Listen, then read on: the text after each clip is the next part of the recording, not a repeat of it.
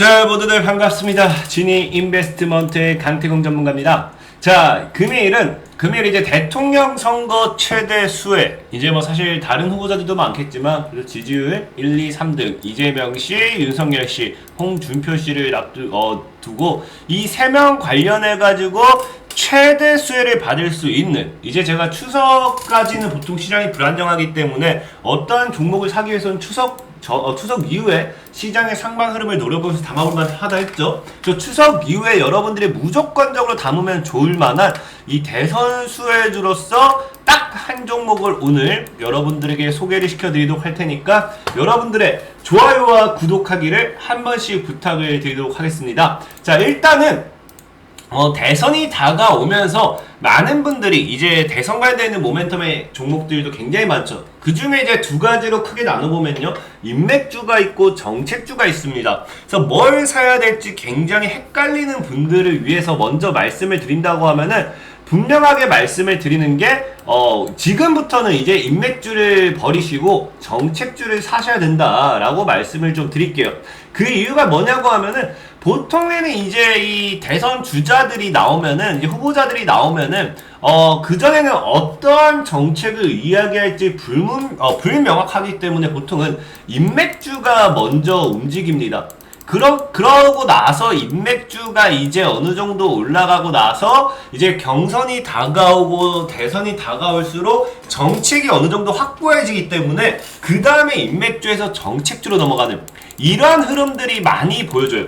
실제로 과거의 사례를 보면은, 자, 실제로도 인맥주 지고 정책주가 강세 나온다. 신공항 기대 영진 인프라 상승했다고 하는데, 이때가 2012년도입니다. 19대 대통령 선거 관련해서는 이거는 좀 건너뛰었어요. 알다시피 우리가 이제 박근혜 전 대통령이 탄핵이 되고, 그러면서 급하게 이제 대선이 좀 치러졌기 때문에 과거의 이 대선 수혜들의 흐름과는 좀 다른 부분이 좀 보였던 만큼 18대로 바로 넘어왔다라 좀 말씀을 드리고, 어쨌든 그러면서 과거 2012년도에도 인맥주가 강력하게 상승을 했지만 인맥주 지고 정책주가 강세를 보였다. 그 정책주나 신공항이었죠. 그래서 움직였다라고 하는데, 이때가 2012년도 5월이에요. 그러면은 우리가 보통에 봤을 때 2018년도가 18대 대선이 언제였냐고 하면은 12월 19일입니다. 12월 19일이고, 아까 이제 5월 달에 정책주들이 움직였다고 했기 때문에 보통 이제 한 7개월 정도, 7개월 정도 앞을 놔두고 그게 정책주들이 큰 흐름을 보여줬죠. 그래서 보통의 이제 인맥주에서 이제 정책주로 넘어가는 이 텀이 얼마 되냐고 하면은, 대선을 코앞에 두고 5개월에서 7개월 정도, 짧으면 5개월을 코앞에 두고 정책주의 랠리가 나오고요. 길면 7개월 전부터 정책주의 랠리가 나와준다라는 거예요. 근데 지금 우리가 보면은 20대 대선이 언제냐? 내년 3월 9일입니다. 그럼 지금이 9월이기 때문에 약 6개월 정도 남았죠. 그럼 지금부터는 실제로 대선의 움직임들이 나와줘야 된다. 정책주들의 움직임이 나와줘야 된다는 거고, 아마 정책주들의 움직임이 나왔던 것도 있지만 좀 크게 나오지 못했던 부분이 추석을 코앞에 두고 시장이 불안정했기 때문이다 라고 좀 생각해 볼 수 있습니다. 그렇기 때문에 지금은 여러분들이 뭘 봐야 되느냐? 정책주의 움직임을 봐야 된다라고 좀 말씀을 드리고 싶고, 그럼 정책주를 살려고 하면은 과연 어떤 후보자가 지지율을 가장 강하게 나타내는가를 봐야겠죠. 그리고 그렇게 봤더니 우리가 여당 야당을 봤을 때 이재명 씨와 윤석열 씨가 있고, 그 다음에 이제 좀 추격한 게 홍준표 씨, 사실 이낙연 씨까지도 제가 이야기를 할까 했지만 지금은 제가 봤을 때는 이재명 씨는 사실 민주당 후보로서 나오는 건 거의 기정사실이라 생각하고 있고, 그 다음에 이제 야당 같은 경우는, 국민의힘 같은 경우는 윤석열 씨와 홍준표 씨가 이제 여기서 박빙의 승부가 날 것 같아요. 그래서 홍준표 씨가 될지 윤석열 씨가 될지는 모르기 때문에 우선은 윤석열 씨와 홍준표 씨 이 둘을 다 이야기를 하고자 합니다. 그렇기 때문에 오늘은 이재명 씨, 홍준표 씨, 윤석열 씨 이 세 가지 인물에 대해서 정책 관련되는 모멘텀을 모두 다 한번 얘기해 볼 생각이다라고 좀 말씀을 드리면서, 과연 이 세 인물이 어떠한 정책을 말했느냐를 한번 보고 가자는 거죠. 제가 얘기하고 싶은 거는 바로 일자리. 과거에도 말했지만 모든 정치인들이 공통되게 하는 게 다른 게 아니라 일자리는 무조건적으로 나온다 말씀드렸습니다. 무조건적으로. 절대로 안 나온 적이 없습니다. 지금까지 이거는 매 대선 때마다 일자리는 나왔다 좀 말씀드리고 싶고, 그러다 보니까 이재명 씨도 뭐 했냐고 하면은 이재명 뭐씨 뭐 약점 의식했나, 뭐 2040 MZ 세대의 지지를 그래서 호소하면서 뭐라 얘기했느냐, 뭐 이재명 씨가 이제 나오죠. 일자리와 소득의 보장을 강조하며 2030 세대의 지지를 호소했다. 그러니까 일자리에 대한 정책도 이재명 씨가 내걸고 있다라고 좀 보시면 좋겠고, 그 다음에 이제 윤석열 씨 같은 경우는 일자리는 좀 많이 얘기했죠. 그래서 윤석열 씨 같은 경우는 양질의 일자리 창출 반드시 해낼 것이다 라고 하면서 이 양질의 일자리 관련되어 있는 이야기를 굉장히 많이 했습니다. 그리고 이제 우리 홍준표 씨 역시도 일자리 얘기했어요. 그래서 최고의 복지는 일자리 창출이다 정책 공약 발표하면서 이 새 인물의 무조건적으로 이제 들어가는 게 뭡니까? 일자리. 그러면은 내년 대선이 다가오면 올수록 일자리 관련되어 있는 수혜주는 때려 죽여도 갈 수밖에 없다는 거예요. 때려 죽여도 무조건 안 갈 수가 없어요. 왜? 새 인물이 공통된 이야기가 일자리이기 때문에 누군가는 계속 일자리를 강요한다라고 보셔야 돼요. 그러면은 일자리가 일자리라고 해서 같은 일자리냐? 사실 일자리라고 해서 다 달라요. 왜냐고 하면 과거에도 일자리 관련되는 테마는 많았습니다. 근데 일자리 같은 경우는 과거에 어떻게 움직였느냐? 뭐 제2의 벤처붐을 만들겠다고 하면서 벤처와 스타트업에 대한 투자 지원 정책을 막 얘기했죠. 그러면서 뭐뭐 인베스트라든지 그 다음에 뭐뭐 창투, 이게 이제 투자 지원이잖아요.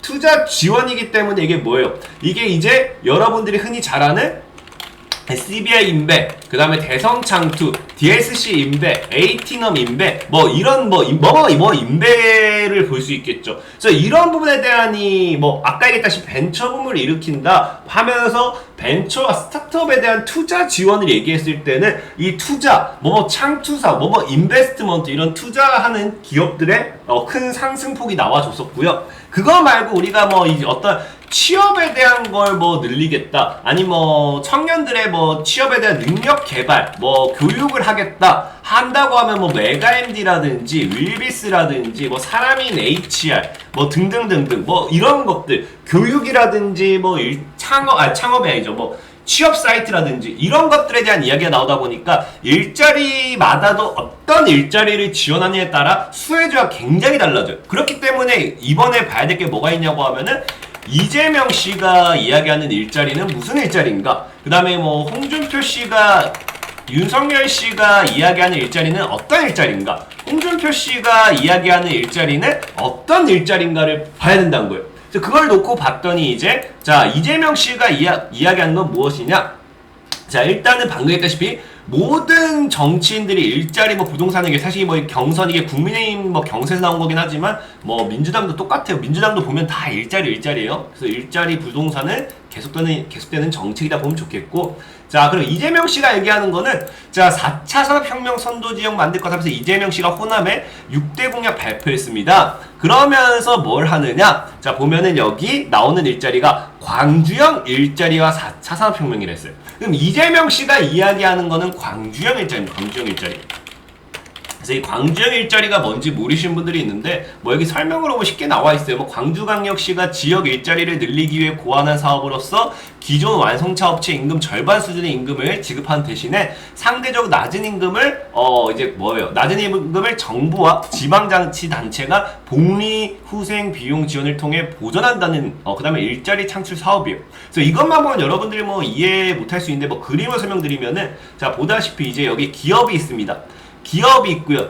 정부 지자체에서 이렇게 기업에 대한 지원을 또 해주겠죠. 그래서 이제 보면은 기업이 아까 얘기했다시피 완성차 업체에 대한 절반 임금이라 했죠. 절반 임금으로써 이제 기업이 급여에 대한 부담도 없고 안정적인 일자리에 근로자에게 지원을 하고, 그 다음에 임금이 줄어들었기 때문에 뭐라 했어요? 한 명 고용할 수 있는 걸 2명 고용할 수 있습니다. 2명 고용할 수 있기 때문에 더 많은 사람들을 이제 일자리를 창출시킬 수 있겠죠. 대신에 이제 근로자가 이 저임금으로 하는 노동력은 이제 거기 어디서 보상을 받느냐? 이제 주거 문화 보육 복지의 보상을 받는 거예요. 그래서 실제로 이제 우리가 이제 여기서 임금을 못 받는 거를 복지라든지 이런 데서 혜택을 받기 때문에 그 혜택적인 부분, 예를 들면 우리가 뭐 복지단체라든지 어떤 교육문화센터라든지 이런 곳들, 지역 지방 자치단체라든지 이런 곳들에서 뭐 이런 것을 통해서 우리가 뭐 시설을 사용했을 때 할인 혜택이라든지 뭐 그런 것들을 통해 가지고 보존해 주겠죠. 그렇기 때문에 거기에 대한 이용이 증가하면서 세수 증대 및 지역 경제 활성화, 경제가 활성화됩니다. 자, 이렇게 세 가지가 이렇게 돌고 도는 이것이 이제 광주형 일자리라는 거예요. 그래서 광주형 일자리에 관련되어 있는 수혜주를 우리가 찾아보면 어떤 종목이 있냐고 하면은,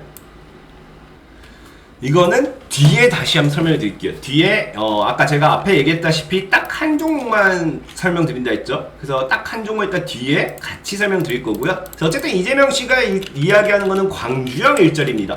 그다음 윤석열 씨가 강조하는 일자리는 뭐가 있냐 봤더니, 자, 윤석열 씨가 노동 전문가 만난 뒤에 청년 일자리가 국가 최우선 과제. 그러니까 청년들을 위한 일자리. 그러니까 이건 뭐 실제 뭐 청년들을 위한 일자리라는 거는 아까 뭐 양질의 일자리 뭐 이런 것들, 양질적인 일자리 이런 것들과 뭐 비슷하긴 하죠. 어쨌든 청년 일자리라는 거는 청년들이 뭐 더 취업할 수 있게, 그러다 보니까 뭐가 되냐고 하면은 이 교육이라든지 취업 교육 이런 쪽으로 봐야 돼요. 왜냐면 청년이 취직을 하기 위해서는 기술적인 부분이 먼저 따라와야 돼요. 그냥 일자리를 무조건 만든다고 해가지고 거기 취업할 수가 없습니다. 나는 그만큼 필요한 사람을 써야 되는데 어떻게 이 기술도 없는 사람 쓰겠습니까? 그래서 청년 일자리에 대한 늘 따라오는 거는, 청년 일자리 해결 정책은 늘 취업에 대한 교육, 우리가 뭐 기술 교육이라고 보시면 돼요. 기술 교육. 그래서 이런 부분을 좀 생각해 보시면 되겠고, 홍준표 씨가 말하는 일자리는 뭐냐고 하면은 최근에 정책을 보면 알 수 있어요. 최근에 어떤 이야기를 했느냐? 자, 공공일자리는 세금을 나눠 먹기일 뿐이다. 그래서 현재 문정부 때린 홍준표라고 하면서, 자, 공공일자리는 사실 이제 그래서 지금 공공일자리 이거 계속 줄인다고 하죠. 계속 줄인다고 하는데, 보면 이제 AI 시대에 와서 공공일자리는 구조조정을 함으로써 대폭 줄여 국민 세부담을 완화하고, 여기 뭐라 하느냐, 민간 일자리를 대폭 늘려야 한다.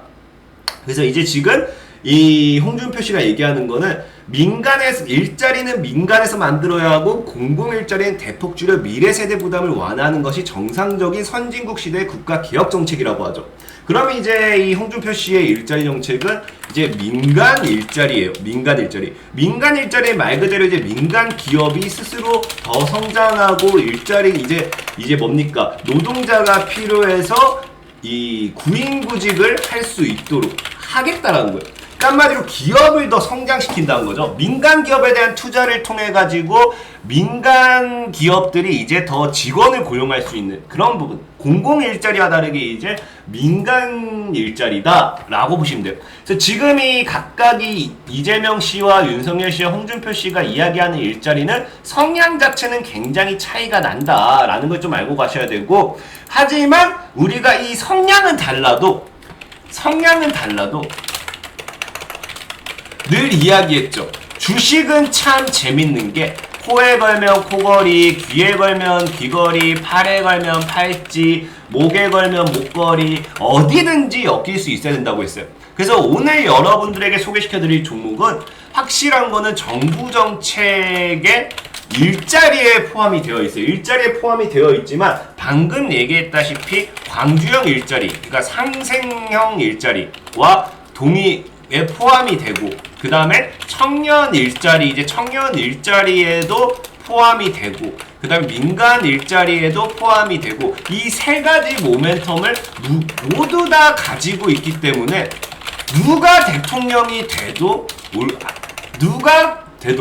누가 지지율이 압도적으로 높아도 올라갈 수밖에 없는 종목을 좀 소개시켜 드리려고 해요. 수혜를 받을 수밖에 없는 종목이다 좀 말씀해 드릴게요.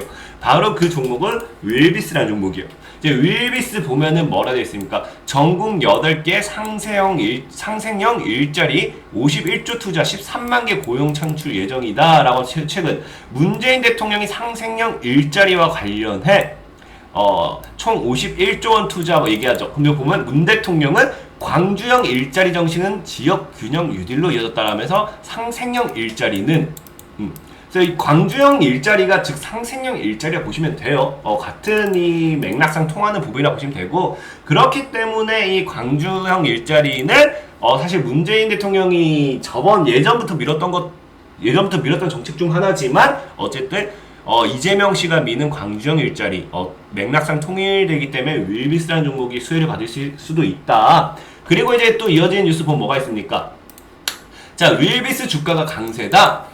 보면은 고용동향 나오면서 문재인 대통령은 청년 일자리를 강조하면서 일자리 창출에 정부 지원을 강화해달라고 언급했다. 그래서 이에 따라서 일자리 관련 분류된 윌비스, 그러니까 얘도 이제 청년 지원 정책입니다. 그래서 보면은 여기 나와 있죠. 아까 어디 있어? 청년 일자리. 청년 일자리 관련해 가지고는 어찌됐든지 청년 일자리 여기도 윌비스가 수혜를 받을 수 있다. 그리고 세 번째, 자 보면은 정부, 이거는 예전 2013년도긴 해요. 정부 하반기 일자리 창출에 5조 투입한다고 했는데 이때도 보면 뭐라 되어 있습니까? 민간 기업의 연구개발 투자 활성화를 위해 조세 지원과 기술금융 지원도 확대하고 일자리 창출을 위한 부처 간 협업도 강화한다라고 하면서 이런 이야기가 들리면서 윌비스가 뭐 했다고요? 상승을 보였습니다. 아까 뭐라 했습니까? 윌비스는 뭐라고요?